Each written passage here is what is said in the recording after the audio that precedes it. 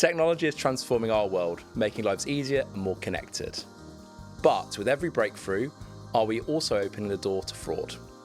The fast pace of tech advancement is a double-edged sword, and whilst innovations in tech strengthen fraud prevention, they also give rise to new and more sophisticated scams. So in today's episode, we're diving into the battle between cutting-edge tech and crafty criminals.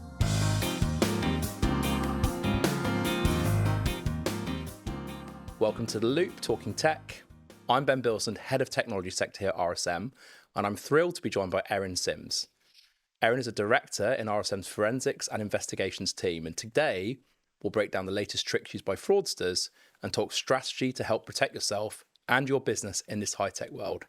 So Erin, welcome to The Loop, Talking Tech. Let's get into it. Thanks, Ben. Great to be here. Are you really Erin Sims? We'll soon find out. Oh my goodness. Right. So we're talking about fraud today, Erin. Can you give us a feel for how prevalent it is in society, perhaps the impact on the economy? It's often a taboo subject. So let's talk about why it's so important to get out there. Absolutely. It is the most prevalent crime in the UK, and 40% of reported crime is fraud.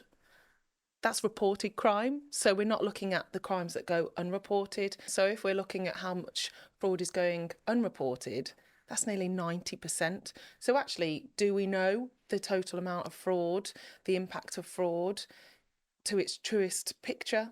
Probably not. I mean, I've got some stats here. There's an estimate of over 0.5% and 0.8% of GDP is lost because of fraud. And does modern tech, does it make it worse for us? It's double-edged sword, and it is an absolute arms race in terms of as tech develops to help the prevention, the detection. Actually, the bad actors are also harnessing this technology to disrupt and to gain an income from their perspective. I was just thinking on the way in how everything is on my phone, which I guess even in saying that, it's like an invitation to a fraudster. But it's true, isn't it? If you think about the average phone, it has your banking app on it. It has your access to cryptocurrency if you have it, photos, emails. How does our kind of increasing reliance on handset change the way we look at fraud? The development of technology and the accessibility of technology, well, actually, it's great in terms of prevention, detection, and it's getting so good, in fact, that those bad actors are looking to the weakest link, essentially, which is the person, and that person who has access to that handset. So the fraudsters are essentially ramping up social engineering techniques to essentially scam Bilsland into thinking that that person is someone else, that the request that is being made is legitimate, and for you to access and wire that money over. So what you're saying is our handsets is like, effectively, it's a route. It's a route, and then it actually opens up to fraud because it's so easy and quick to do things on our phone. And I'll just perhaps play out an example. Somebody calls up and says, oh, hi, I'm a trusted family member. Please, can you wire me some money? The ability to go in and do that so quickly just makes it very different to how it might have felt 20 years ago when I remember my first bank account where I got a little book and I used to stamp it. I had to go in and prove who I was. And Erin, like in that environment, what sort of tech-enabled fraud are we seeing? We're seeing a lot in terms of that example that you just gave. So they're in trouble. They're asking for you to send some money over quite quickly to get them out of that trouble. That could be a family member. It could be your CFO. You've got no reason to suspect that that's not them because it sounds exactly like them. Yeah. So you don't question it and you make the transfer. Yeah. But it takes 3 seconds of audio to clone someone's voice. So what happens if that person wasn't who you thought they were? Actually, that is something that we're seeing more and more with the rise of easily accessible generative AI being able to clone voices. Half of all adults weekly are giving their voice out online through videos, audio. So that is something that we're seeing more and more being harnessed by bad actors. Similarly, if you don't have the skill set as a fraudster to necessarily be able to clone someone's voice, we're seeing fraud as a service. So you are able to get fraud products, essentially, as a business off the shelf to be able to do that type of fraud. So we're talking about deepfake technology here, aren't we? We're talking about the ability to pretend you're someone else using tech. Might be worth taking a step back and talking about what a deepfake is. Yeah, sure. It was last coined back in 2017 by a Reddit user, actually, with the name Deepfake.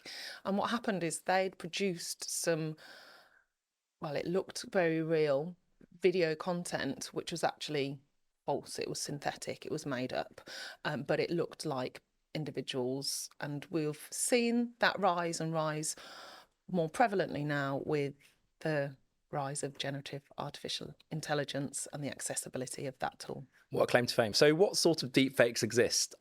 We've talked about a few already, actually, I think. Let's start with audio. What's a deepfake audio? That would be like your voice being cloned. How someone got your voice is how readily available, how accessible your voice is online. Bad actors can use that content to then generate new content using that individual's voice or those individuals' voice. But if you want to get the real good stuff, the real believable stuff, where you're able to operate in real time, so if I'm then asking a question, it's a matter of minutes. So we're not looking at hours of content. Actually, you can then respond to me using Ben's voice, but it's not actually the Ben that I'm talking to, but you're responding to my questions, you're responding to my queries. I'm checking that, is this valid? You're able to respond with Ben's voice. So that's audio, and then there's video. So what's happening with deepfake videos? Similar sort of approach, but you are more likely to perhaps believe someone when you are looking at them in the eyes and they're asking you a question and they're engaging with you. And the way in which we operate, especially within our working world at the moment, is through video interaction, through conference calls. And this is exactly what happened to a UK organisation only last year, where a finance manager in Hong Kong joined a video conference. The CFO, among other employees, inverted commas, joined the call, and with around 15 transactions, around 26 million was transferred to Fraudsters bank accounts because the CFO was a deepfake, as well as a number of other employees on that video call. But they were interacting in real time. So it's really hard to then understand that it is not, in fact, true.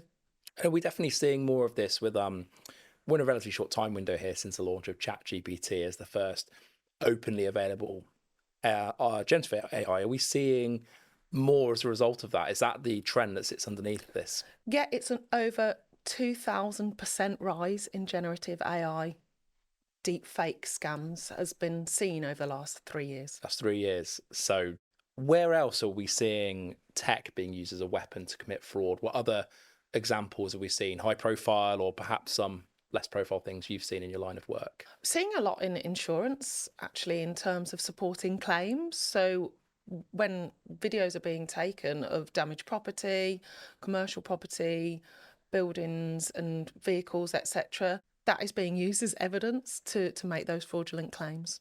Okay. And we've talked a lot about generative AI, which is the ability to create new content trained on existing content. And what other tech-enabled fraud should we all be aware of?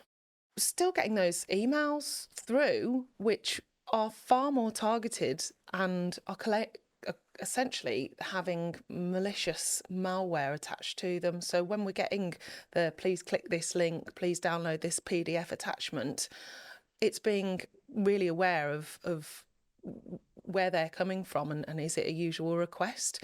Because we've seen this year the biggest crypto hack in history at £1.5 billion from Bybit. And essentially, whilst it was quite sophisticated in terms of how the bad actors got that amount of money, essentially, they managed to get into the developer's system from a dodgy email with either an attachment, a link attached, which then, once it was downloaded, was able to have that malware put on that individual's account. I think it's worth raising awareness around cryptocurrency. It's in FS, it's a tech trend, but Firstly, you're not protected by any of the banking regulation, are you, around your deposits, which do exist around protection when you have any crypto, but also the idea that we put a lot of trust in the software that holds our crypto, our wallets effectively.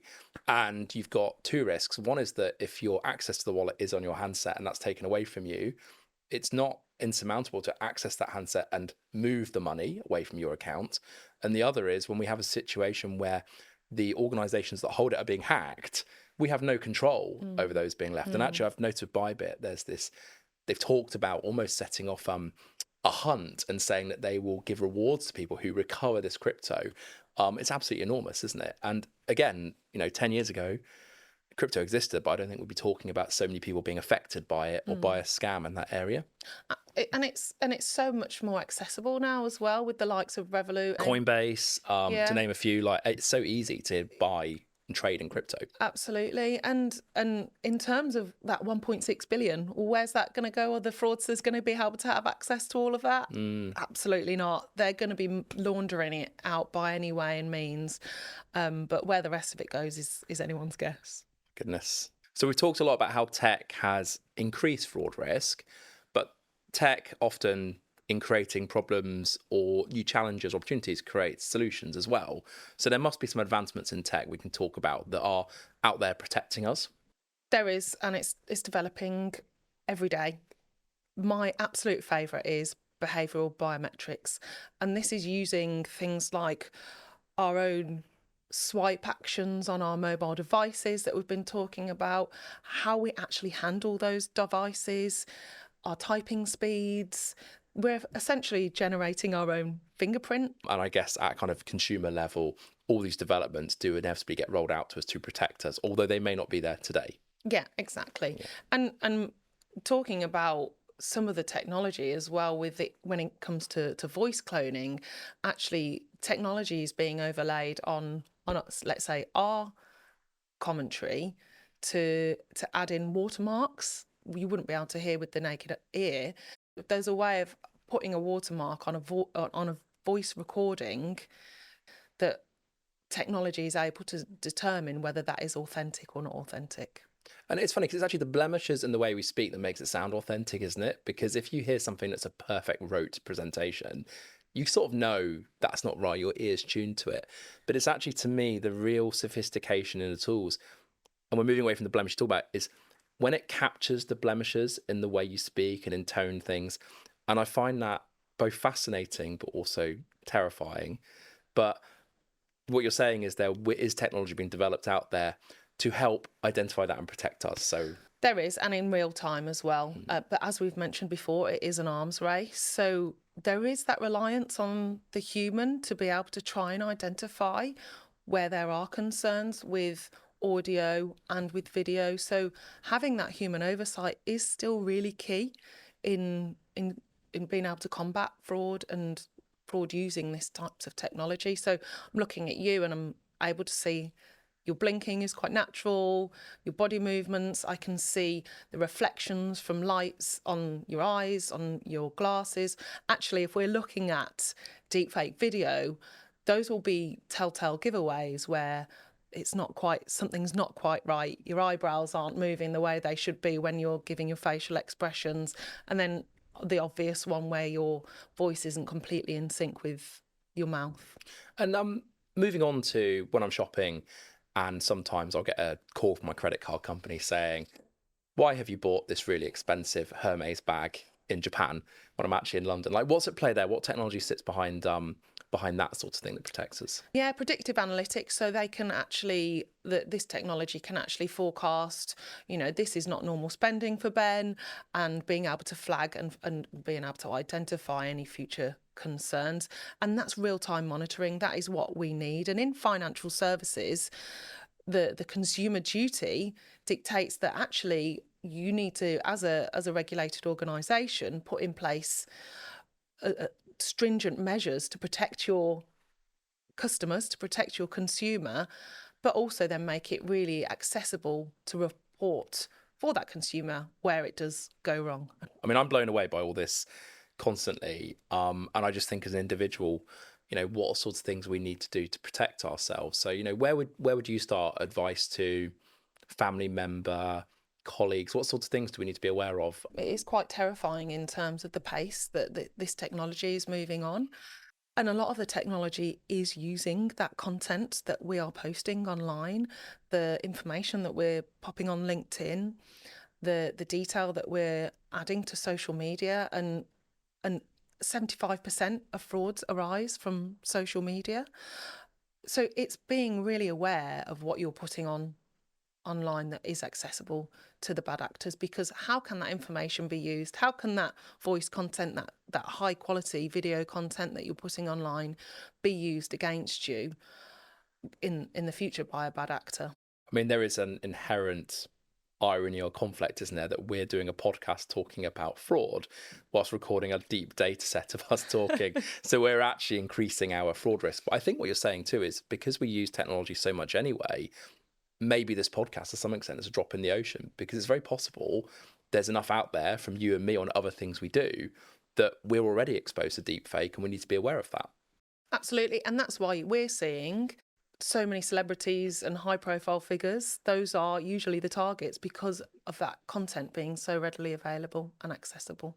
And then if you are contacted, you're having interactions, what sort of flag should we be aware of that sit behind most successful frauds? For example, how important urgency is and what to be aware of. The methods in which these fraudsters are approaching extracting information or money from the target victim is not really too dissimilar as to what we'd have seen years ago, but the sophistication in which they're going about it has increased so much that it's really hard to detect true from false. So actually, what can you do if you're receiving a phone call from a family member asking you to pay for something urgently because they're in a need? Well, you could hang up and call them back on a number that you know, because essentially that's where we're getting. We can't detect true from false. You could also have your own secret passwords, or what is it that that person, that family member will know of Ben that perhaps no one outside the family will know, and that you've not put online. Yeah. I mean, it's really, I say basically, it's just being aware of it, isn't it? And that's one of the reasons it's important perhaps to destigmatize fraud, even in a household, and especially with children, and talk about how it could exist. And that suggestion makes sense, that if I received a phone call saying I urgently need to transfer some money, I'd say, oh, do you mind if I call you back? Or just to check it's not a fraud. That may not in itself be enough, though. That's the absolute crazy thing, isn't it? And that's why I guess we're saying we have to be super diligent in what we do as individuals. It's really good actually to move on to perhaps talk about what needs to do if you run a business. And I think you touched on it there a little bit, raising awareness. What could a business leader do with their team and their workforce just to make sure that that workforce is comfortable and empowered and aware of how technology has been used around fraud? Yeah. I'd break it down into three: people, policies, and the tech. So looking at your people first, what is your education programme like? Are those higher risk areas, your finance teams, are they being upskilled to be able to know how to detect a deep fake, know what some of the red flags are, know when they're getting a questionable email with urgency, with pressure? What do they do? Do they take a moment to digest what is being requested of them? And then being able to support that with the policy as well. So looking at what policies and procedures are in place within an organisation. So is there a whistleblowing policy? Is there a fraud policy? Is it constantly being reviewed? And is there that tone from the top? And as business leaders, you don't know what you don't know sometimes, but you can really have a go if you are conducting fraud risk assessment. So being able to have a risk assessment of your entire organisation to be able to identify where those fraud risks may manifest and how they manifest, and being able to identify those individuals within the organisation who are responsible for mitigating those fraud risks. And then technology.